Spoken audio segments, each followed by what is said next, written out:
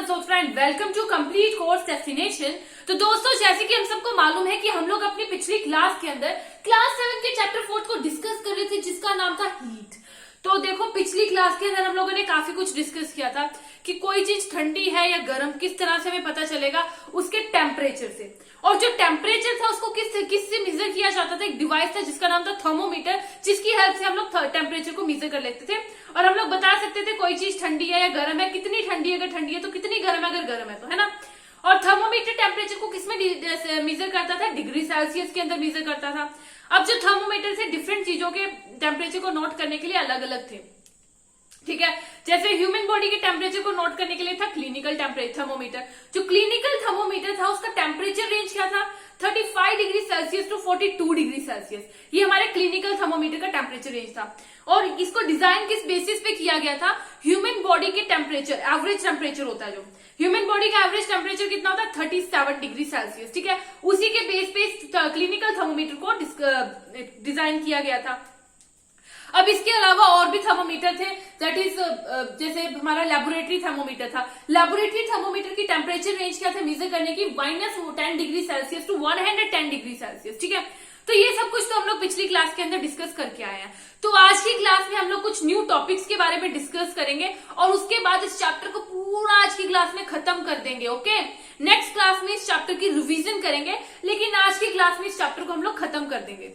पर इससे पहले जो लोग भी इस क्लास को देख रहे हैं, लाइक शेयर सब्सक्राइब करना मत भूलिएगा। तो चलिए शुरू करते हैं अपने चैप्टर को, दैट इज हीट, जिसका पहला टॉपिक क्या रहेगा, ट्रांसफर ऑफ हीट, ठीक है। किस तरह से हीट ट्रांसफर होती है यही हम लोग इस चैप्टर के अंदर पढ़ने वाले हैं। तो सबसे पहले तो देखो, एग्जाम्पल के साथ समझेंगे, it makes our understanding easily हम लोग अंडरस्टैंड कर सकते हैं एग्जाम्पल से अगर हम समझते हैं तो, ठीक है। देखो, अगर एक मान लो पैन है, ठीक है। पैन को हम लोगों ने फ्लेम के ऊपर रखना है। सबसे पहले हम लोगों ने पैन को टच कर देखा कैसा था, ठंडा था एकदम वो पैन। उसको हम लोगों ने उठाया और फ्लेम के ऊपर रख दिया। अब जब हम इसको फ्लेम के ऊपर रखेंगे तो पैन क्या है, गर्म हो जाएगा। इसको टच करके देखो, टच करके देखोगे तो हमारा हाथ भी जल सकता है, मतलब धीरे से टच कीजिए तो हमारा हाथ जल सकता है, इतना गर्म हो चुका होगा वो पैन, ठीक है। अब उस पैन को उठाओ फ्लेम से, फ्लेम ऑफ करो और पैन को रख दो बाहर, ठीक है, नॉर्मली रख दो खुले में। अब थोड़े टाइम के बाद आप आएंगे और उस पैन को हाथ लगाकर देखेंगे तो हमें क्या दिखेगा कि जो पैन है वो ठंडा हो चुका होगा। तो ऐसा कैसे हो गया भाई, पैन तो गर्म था, ठंडा कैसे हो गया। तो हम लोग दोनों एग्जांपल्स में क्या देख रहे हैं, हीट जो है ट्रांसफर हो रही है कहां से, हॉटर ऑब्जेक्ट से कूलर ऑब्जेक्ट की तरफ, कोल्ड ऑब्जेक्ट की तरफ। जो चीज गर्म है उससे ठंडे ऑब्जेक्ट की तरफ हीट ट्रांसफर होती है ना। यहाँ पर फ्लेम क्या थी, ऑफकोर्स फ्लेम जो थी वो गर्म थी, है ना। फ्लेम से हीट ट्रांसफर हुई पैन की तरफ, पैन ठंडा था। अब पैन को जब हम लोगों ने सराउंडिंग में रख दिया, एनवायरमेंट में इसी तरह से, तो पैन की हीट सराउंडिंग में ट्रांसफर हो गई, ठीक है। उसका एनवायरमेंट तो ठंडा था पैन से, जिससे कि हीट ट्रांसफर हो गई। तो इसी को कहते हैं हम लोग क्या, ट्रांसफर ऑफ हीट। पर ट्रांसफर ऑफ हीट होती कैसे है, हाउ डज हीट फ्लो कैसे हो रही है, यही इस टॉपिक के अंदर हम लोग पढ़ने वाले हैं। तो क्या होगा, how does heat flow,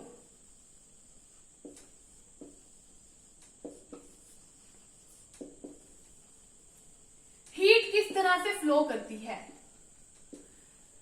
heat transfer हो रही है। ये तो हम लोगों ने देख लिया था कि हॉटर ऑब्जेक्ट से कोल्डर ऑब्जेक्ट की तरफ हीट जाती है ना, ये तो हम लोग को क्लियर है। अब हम लोग देखेंगे हाउ डज हीट फ्लो कैसे करती है। तो देखो, एक चीज ले लो, जैसे अब हमारा स्केल होता है, मेटल का स्केल, ठीक है। मेटल का स्केल ले लो या फिर कोई मेटल का रोड ले लो। अब आप क्या करें, उसको पहले टच करके देखो, एकदम पूरा ठंडा होगा, उसका टेम्परेचर नॉर्मल होगा।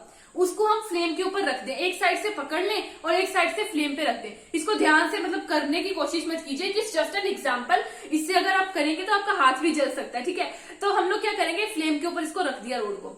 अब जब ये मान लीजिए रोड है, इसको फ्लेम के ऊपर रख दिया। जब हम लोगों ने इसको फ्लेम के ऊपर रखा ना, थोड़ी देर बाद जस्ट रिमूव कर लो, थोड़ी देर के लिए रखो एंड रिमूव कर लो। जब हम इसके इस वाले एंड को थोड़ा सा टच करेंगे, हमें क्या फील होगा, ये गर्म होगा बहुत ज्यादा, है ना। ये वाला एंड बहुत ज्यादा गर्म होगा। अब इसको ज्यादा देर के लिए जब हम फ्लेम पे रखेंगे तो हम क्या करेंगे, इस एंड से थोड़ी सी दूरी पे, उसके बाद रिमूव करके टच करेंगे तो ये भी गर्म होगा। और एक ऐसा टाइम आएगा जब पूरा का पूरा रोड गर्म हो चुका है, जिसको हम लोग पकड़ नहीं सकेंगे, है ना। तो ये क्या हुआ, it is transfer of heat ना, हीट फ्लो कर रही है ना। एक रोड था जिसको हम लोगों ने फ्लेम के ऊपर रखा, मान लो ये हमारी फ्लेम थी, इसके ऊपर रखा हम लोगों ने। अब फ्लेम के ऊपर रखने से क्या हुआ, पहले तो यहाँ पे गर्म हुआ, जो एक एंड है ये गर्म हुआ, फिर दूसरा एंड गर्म हुआ, फिर तीसरा एंड गर्म हुआ, और धीरे धीरे पूरा रोड ही जो है गर्म हो चुका था। तो इसमें क्या हुआ, ऐसा एंड जो कि फ्लेम के पास है, ठीक है, फ्लेम के जो नियर है, नियर वाला एंड पहले गर्म हुआ, और जो आउटर एंड है, दूसरी साइड का एंड है, वो बाद में गर्म हुआ। ये चीज देख रहे हैं क्या हो रहा है, नियर वाला एंड जो फ्लेम के बिल्कुल पास वाला एंड है वो पहले गर्म हो जाता है, और जो एंड थोड़ा बाहर की साइड है, थोड़ा दूर है, वो बाद में गर्म होता है। यहां तक क्लियर हो रहा है? मतलब कि हम लोग क्या देख रहे हैं, हीट कहां से ट्रांसफर हो रही है, hotter end to colder end. Heat जो है वो हॉटर एंड से कोल्डर एंड की तरफ ट्रांसफर हो रही है ना, ये चीज देख रहे हैं हम। तो ये जो हमारे सॉलिड्स होते हैं ना, इसी प्रोसेस को क्या कह दिया जाता है, transfer of heat from hotter end to the colder end is called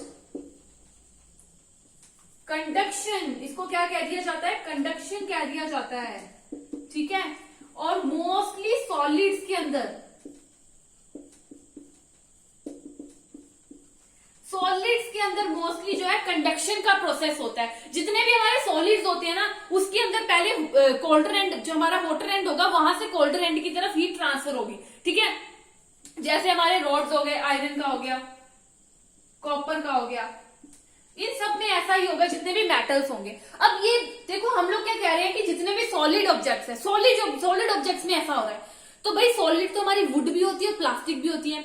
कभी अगर घर में कुकर वगैरह होगा जिसमें चावल वगैरह बनते हैं, उसको मम्मा ने प्लेस कर दिया कुकर फ्लेम पे, आपको कह दिया थोड़ी देर बाद उठाकर नीचे रख दीजिएगा बंद करके फ्लेम। आपने क्या किया, फ्लेम को बंद किया, उठा के नीचे रख दिया। अब क्या आपके हाथ जल गए? कुकर तो पूरा गर्म होगा ना, जो प्रेशर कुकर होता है हमारा, वो तो पूरा गर्म होगा। पर नहीं, प्रेशर कुकर की जो हमारे हैंडल होता है ना, वहां पर क्या लगा होता है, एक इंसुलेटर लगा होता है। इंसुलेटर क्या होता है, जो हीट को कंडक्ट नहीं करता, ठीक है। इस तरह से कुछ हमारा कुकर होगा, तो इसकी यहाँ पर क्या होगा, इंसुलेटर, प्लास्टिक या फिर प्लास्टिक वगैरह लगी होगी, या फिर ऐसा कोई कंटेनर जिसके वुड लगी हुई है, उसको भी हम लोग नॉर्मली उठा के रख देते हैं। उसमें भी हमें कोई बर्न वगैरह नहीं होता, हमारे को कोई हर्ट नहीं होता हमारे हाथ में। मतलब कि कुछ ऐसे मटेरियल्स हैं जो कि हीट को कंडक्ट करते हैं, हीट को अपने अंदर में से पास करने देते हैं, और कुछ ऐसे मटेरियल्स हैं जिसमें से हीट ट्रैवल नहीं कर सकती। तो देखो, ऐसे materials which allow heat to pass through them are called what, conductors। इसको क्या कह दिया जाता है, कंडक्टर्स। ऐसे मटेरियल्स जिसमें से हीट पास करती है, which allow heat to pass through them, वो अलाउ करते हैं हीट को ट्रेवल करने के, पास करने के, उसी को क्या कह दिया जाता है, कंडक्टर्स कह दिया जाता है। एग्जाम्पल क्या हो जाते हैं हमारे, आयरन, कॉपर, जितने भी मेटल्स हैं, ठीक है, मेटल्स इनकी एग्जाम्पल हो जाती हैं, जिसमें से हीट पास कर जाती है इजीली, उसको कहा जाता है कंडक्टर्स। और ऐसे मटेरियल्स का जस्ट उल्टा लिख दो, materials which do not allow heat to travel through it or pass through it are called insulator। जो do not वाला होगा वो क्या होगा, insulators। और हम लोग इसको क्या कह सकते हैं, पुअर कंडक्टर्स ऑल्सो। और इनकी एग्जाम्पल्स क्या हो जाएंगी, इनकी एग्जाम्पल हो जाएगी हमारी वुड, प्लास्टिक, इन सब में से जो है हीट पास नहीं करती है, ठीक है। तो ये चीज हमारी क्लियर हो गई। सॉलिड्स में से हीट कैसे ट्रेवल करती है, पास करती है, by the process of conduction. How do heat flow in solids, by the process of conduction. Conduction के प्रोसेस से हीट जो है पास कर जाती है फ्रॉम सॉलिड्स में से।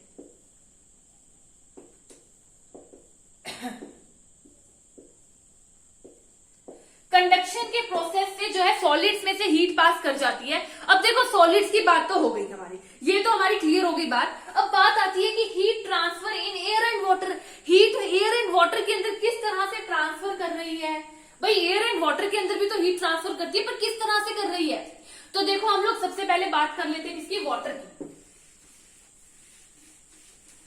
हम लोग बात कर लेते हैं वाटर की। मान लीजिए हमारे पास क्या एक वेसल है, जिसके अंदर क्या है, वाटर है, और हम लोगों ने इसको किस पे रख दिया, फ्लेम पे रख दिया। हम लोगों ने इसको फ्लेम पे रख दिया। अब क्या होगा वाटर में, देखो जो हमारा वाटर है ना फ्लेम के बिल्कुल पास में, वेसल के बिल्कुल नीचे की साइड जो फ्लेम के पास में होगा, वो क्या होगा सबसे पहले गर्म हो जाएगा। ठीक है, ये जो वाटर होगा हमारा फ्लेम के बिल्कुल पास, जो बीकर के या फिर वेसल के जो सबसे बॉटम के अंदर होगा, वो पहले गर्म हो जाएगा और गर्म होने के बाद क्या हो जाएगा, ऊपर की तरफ राइज हो जाएगा। ठीक है, ऊपर की तरफ राइज हो जाएगा। अब जो ऊपर वाटर है वो कैसा है, ठंडा वाटर है, ठंडा पानी, वो क्या करेगा साइड्स में से नीचे की तरफ आ जाएगा। ठीक है, क्या होगा जो नीचे बॉटम पे पानी है वो टॉप की तरफ राइज कर जाएगा, ऊपर की तरफ राइज कर जाएगा, और जो हमारे साइड्स में से पानी जो ऊपर वो नीचे की तरफ आ जाएगा, और फिर ये भी ठंडा गर्म हो जाएगा, फिर ये भी राइज कर जाएगा। मतलब कि ये पूरा प्रोसेस रेगुलरली चलता रहेगा जब तक पूरा पानी गर्म नहीं हो जाता। जब पूरा पानी गर्म हो जाएगा तभी ये प्रोसेस जाकर रुकेगा। अंटिल की पूरा प्रोसेस खत्म, पानी गर्म नहीं हुआ, ये प्रोसेस चलता ही रहेगा। And this process is called what, convention. So water किस तरह से जो है हीट वाटर में से कैसे फ्लो करती है, by the process of convention.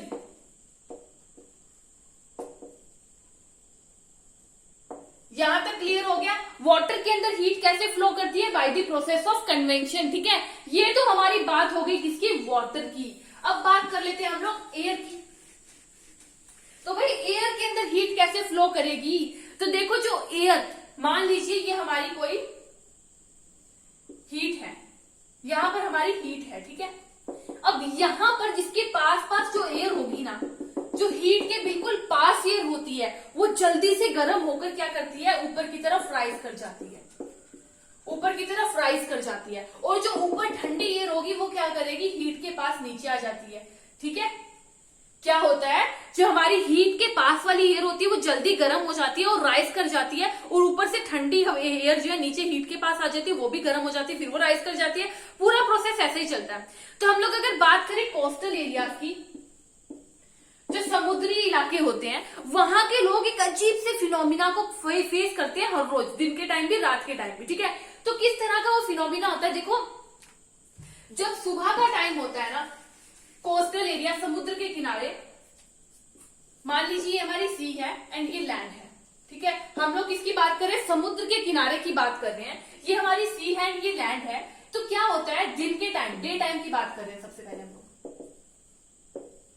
Day time की बात कर रहे हैं। तो डे टाइम में क्या होता है, जो हमारी लैंड है ना वो जल्दी हीट हो जाती है। दिन के समय लैंड जल्दी से गर्म हो जाएगी, लैंड जल्दी से गर्म हो जाएगी एज कंपेरिजन टू सी। सी धीरे धीरे गर्म होगी। अब जब लैंड गर्म हो चुका है, जो जमीन हमारी गर्म हो चुकी है, तो उसके ऊपर की जो एयर होगी वो भी हॉट हो चुकी होगी, हीट हो चुकी होगी, गर्म हो चुकी होगी। जो लैंड के ऊपर की एयर है वो भी गर्म हो चुकी होगी। अब गर्म एयर क्या करती है, हमने देखा था गर्म एयर क्या करती है, राइज करना शुरू कर देती है। गर्म एयर हमारी राइज करना शुरू कर देती है, ये तो हमने पढ़ा था। अब यहां से हमारी एयर की जो जगह है वो खाली हो जाएगी। तो हमारी सी के ऊपर जो वाटर एयर होगी वो कैसी होगी, ठंडी एयर होगी, बिकॉज सी वाटर तो ठंडा है भी, सी वाटर ठंडी एयर होगी। तो ये एयर जल्दी से इसकी स्पेस को यहाँ पर लैंड के ऊपर ऑक्यूपाई कर लेगी। ठीक है, इसकी स्पेस को ऑक्यूपाई करने के लिए जल्दी से वो जो आ जाएगी लैंड के ऊपर। अब जो ये एयर ऊपर की तरफ गई, ये साइकिल को कंप्लीट करने के लिए जो है सी के ऊपर आ जाएगी। ठीक है, तो ये हमारा साइकिल हो जाएगा कंप्लीट। ठीक है, दिन के टाइम क्या होगा, कोस्टल एरियाज में, समुद्र के किनारे वाले एरियाज में लैंड जल्दी से गर्म हो जाएगा as comparison to sea. Land के ऊपर की हवा जो है गर्म होगी, वो राइज करनी शुरू कर देगी। अब इसकी जगह को फिल करने के लिए जो हमारी सी के ऊपर एयर है जो ठंडी है, वो जल्दी से लैंड के ऊपर आ जाएगी, और जो हमारी ऊपर की तरफ राइज हुई है एयर गर्म, वो सी की तरफ मूव करेगी, और ये साइकिल जो है कंप्लीट हो जाएगा। तो ऐसी एयर जो कि सी से लैंड की तरफ आ रही है, इसे क्या कह दिया जाएगा, सी ब्रीज। इसको कह दिया जाएगा सी ब्रीज। जो एयर हमारी सी से लैंड की तरफ आ रही है उसे कह दिया जाएगा सी ब्रीज। ठीक है, अब ऐसे इसका रिवर्सिबल प्रोसेस होता है नाइट टाइम पे। नाइट टाइम में बिल्कुल इसका रिवर्सिबल प्रोसेस होता है। तो देखते हैं क्या होता है नाइट टाइम पे।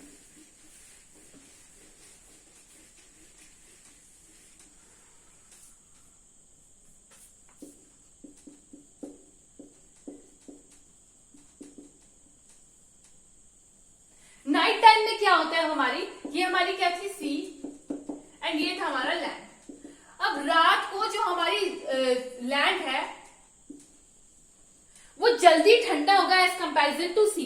मतलब कि जो लैंड लैंड है वो जल्दी गर्म भी हो जाती है और जल्दी ठंडी भी हो जाती है, जल्दी ठंडा हो जाएगा एज कंपेरिजन टू सी। अब यहाँ पर क्या है, ठंडी हवा है लैंड के ऊपर, लेकिन सी के ऊपर गर्म हवा है। अब सी की जो एयर होगी वो क्या होगी, राइज करनी शुरू कर देगी ऊपर की तरफ। ये हमने देखा था, एयर जो राइज करनी शुरू कर देती है जब गर्म होती है। तो हमारी जो लैंड के ऊपर की एयर है, इसकी स्पेस को ऑक्यूपाई करने की जल्दी से दौड़ेगी, ठीक है, और इसकी जो स्पेस है ऑक्यूपाई कर लेगी सी की। अब जो एयर ऊपर की तरफ गई है वो साइकिल कंप्लीट करने के लिए आ जाएगी लैंड के ऊपर। तो इस ऐसी एयर जो लैंड से सी की तरफ जा रही है, इसे क्या कह दिया जाएगा, लैंड ब्रीज। ऐसी एयर जो कि लैंड से सी की तरफ जा रही है, उसे क्या कह दिया जाएगा, इसे कह दिया जाएगा लैंड ब्रीज, ठीक है। यहां तक क्लियर है हमारी, सी ब्रीज क्या होती है, लैंड ब्रीज क्या होती है, ठीक है। ये बात तो बिल्कुल क्लियर हो गई हमारी। तो हम लोगों ने देख लिया एयर से किस तरह से हीट पास होती है, ट्रैवल करती है, वाटर से किस तरह से करती है, और हमारे एयर में सॉलिड्स में से किस तरह से करती है। अब देखो कई बार हम लोग, गर्मी के दिन है, बहुत ज्यादा गर्मी का मौसम है, समर सीजन चल रहा है, हम लोग बाहर निकले अपने घर से, ठीक है, इमीडिएटली क्या होता है, हमें गर्मी लगनी शुरू हो जाएगी। ये गर्मी क्यों लगेगी हमें, बिकॉज ऑफ की हीट सन से आ रही है, सन से हीट हमारे तक पहुंच रही है, सन से हीट हमारे तक पहुंच रही है। अब ये जो हीट हमारे सन से आती है, मान लीजिए हम है, सन से हीट जो है हमारे तक पहुंच रही है। जो हीट हमारे तक पहुंच रही है वो ना तो कंडक्शन के प्रोसेस से पहुंच रही है, ना ही कन्वेक्शन के प्रोसेस से पहुंच रही है। तो हीट हमारे पास कैसे पहुंच रही है, by the process of radiation. यहां पर कैसे आती है हीट, रेडिएशन के फॉर्म में या रेडिएशन के प्रोसेस में, ठीक है। ये बात क्लियर हो गई हमें।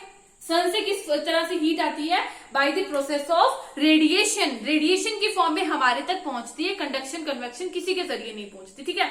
यहां तक ये टॉपिक भी हमारा कंप्लीट हो गया, ट्रांसफर ऑफ हीट। उसके बाद आ जाती है kind of clothes we wear, किस तरह के कपड़े हम लोग किस सीजन के अंदर पहनते हैं। तो जनरली हम लोग क्या देखते हैं, जब हमारे समर सीजन होते हैं तब हम लोग लाइट कलर क्लोथ्स पहनना पसंद करते हैं, और जब हमारे विंटर सीजन होते हैं, विंटर सीजन के अंदर हम लोग क्या करते हैं, डार्क कलर क्लोथ्स पहनते हैं। अब बात आती है कि भाई विंटर सीजन के अंदर डार्क कलर क्लोथ्स क्यों पहन रहे हैं। देखो विंटर सीजन के अंदर बहुत ठंड होती है, डार्क कलर की जो सब्सटेंस होते हैं, जितने भी मटेरियल डार्क कलर के होते हैं, उनका क्या काम होता है, वो हीट को एब्जॉर्ब करते हैं। जो डार्क कलर के ऑब्जेक्ट्स होते हैं हीट को एब्जॉर्ब करते हैं, हमारे डार्क कलर के ऑब्जेक्ट्स। अब जब सर्दियों में डार्क कलर के क्लोथ्स हीट को एब्जॉर्ब करेंगे तो हमें कंफर्टेबल फील होगा, है ना, हम लोग को क्या होगा, कंफर्टेबल फील होगा, ठंड नहीं लगेगी। अब वही अगर समर्स में लाइट कलर की क्लोथ्स की बात करें तो ये हीट को रिफ्लेक्ट कर देते हैं, हीट को क्या कर देते हैं, रिफ्लेक्ट कर देते हैं, जिससे हमें समर में कंफर्टेबल फील होता है ना, समर में हमें अच्छा फील होगा अगर हम लाइट कलर के क्लोथ्स को पहनेंगे। अब देखो एक और बात आती है, हम लोगों ने बात की थी वूलन क्लोथ्स की। जो हमारे वूलन क्लोथ्स होते हैं, वूलन क्लोथ्स को हम लोग कौन से सीजन में पहनते हैं, विंटर सीजन के अंदर पहनते हैं। तो भाई विंटर सीजन के अंदर वूलन क्लोथ्स को क्यों पहना जाता है, सबसे पहले तो वूलन क्लोथ्स किससे बने होते हैं, वूल फाइबर से, और हमें अच्छे से पता है वूल फाइबर क्या होती है, it is a insulator, it doesn't allow heat to travel through it, इसमें से पास नहीं होने देती हीट को, ठीक है। तो हमारी जो वूल फाइबर होती है उसके अंदर क्या होता है, एयर ट्रैप्ड होती है, जो कि हमारी बॉडी की जो हीट है उसको बाहर नहीं जाने देगी, जिसकी वजह से हमें सर्दियों में कंफर्टेबल फील होगा, हमें ठंड नहीं लगेगी। इसलिए हम लोग वूलन क्लोथ्स कब पहनते हैं, सर्दियों के मौसम के अंदर पहनते हैं, ठीक है। तो देखो हमारा चैप्टर था हीट, जिसको हम लोगों ने पूरी तरह से कंप्लीट कर लिया, पूरे चैप्टर को हम लोग कंप्लीट कर चुके हैं इस क्लास के अंदर। बाकी पिछली क्लास के अंदर हम लोगों ने थोड़े टॉपिक्स को कवर किया था, इसकी अब की क्लास में हम लोगों ने थोड़े टॉपिक्स को कवर किया है। तो हमारी क्लास यहाँ पर खत्म होती है। हम लोग नेक्स्ट क्लास के अंदर क्या करेंगे, पूरे चैप्टर की रिवीजन कर लेंगे कुछ 10-15 मिनट के अंदर, ठीक है। तो बाकी यहाँ अभी आज की क्लास हम लोग अभी खत्म करते हैं। Thank you friends.